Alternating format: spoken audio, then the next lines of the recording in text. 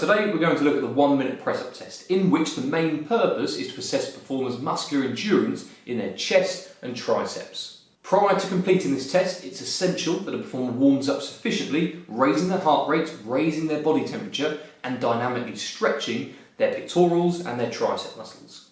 This reduces the potential risk of injury, as well as minimises the level of fatigue the performer might experience due to lactic acid production during this test. In the press-up test, the performer has to complete as many technically correct press-ups as they can in 1 minute without any periods of rest. The criteria for a correct press-up is to have a flat or straight body and for the elbows to reach a degree of at least 90 degrees on the downward phase. Then, on the upward phase, their arms must fully lock out before they begin their next press-up. For inexperienced performers, they'll probably require an assistant who can be on hand to check their technique and to ensure that everyone that's counted is legitimate.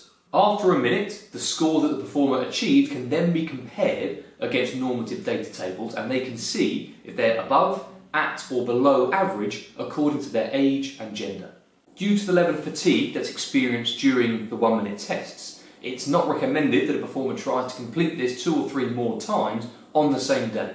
Sufficient rest should be given for the performer to recover from their initial attempt, to then retry or reattempt the same test under the same conditions and parameters, to then average out their score to get a more reliable piece of data.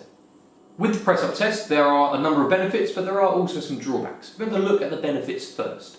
Firstly, there's very limited equipment required in order to complete this. As long as the surface is safe and appropriate and the performer has an assistant who knows the correct technique with potentially a piece of paper and pen to record the score, then they have the correct equipment in order to complete this test.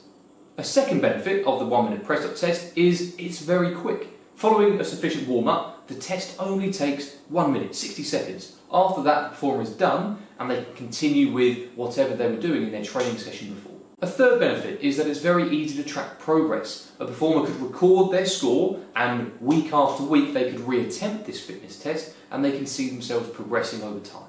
And finally, a fourth benefit is that if the performer has experience with the 1 minute press-up test and they know the correct technique and they trust that they can perform this every single time, then they can self-administer this press-up test. They don't require an assistant to be checking and counting their press-ups. They can do that themselves and put on a timer in the background that goes off after a 60-second period.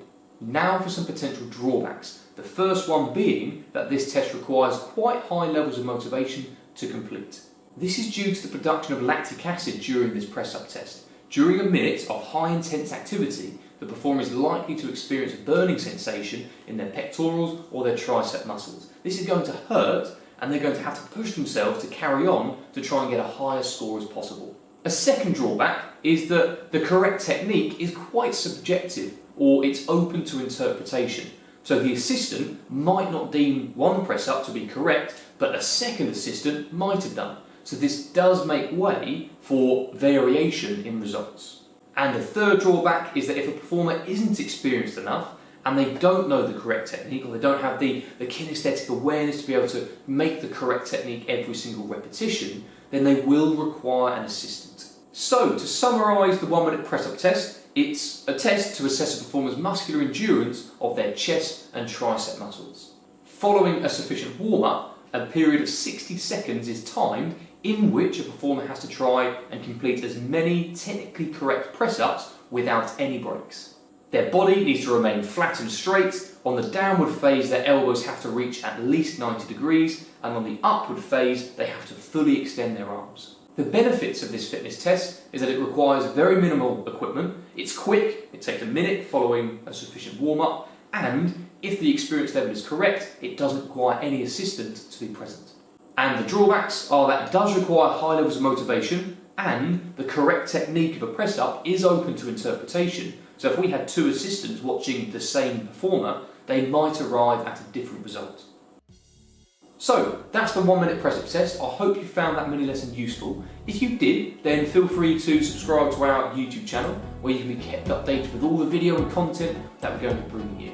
Alternatively, if you want to learn more about the private tuition services or teaching and learning resources that the PE Tutor offers, then visit us at thepetutor.com and you can reach out to one of our team. I look forward to hearing from you or seeing you soon.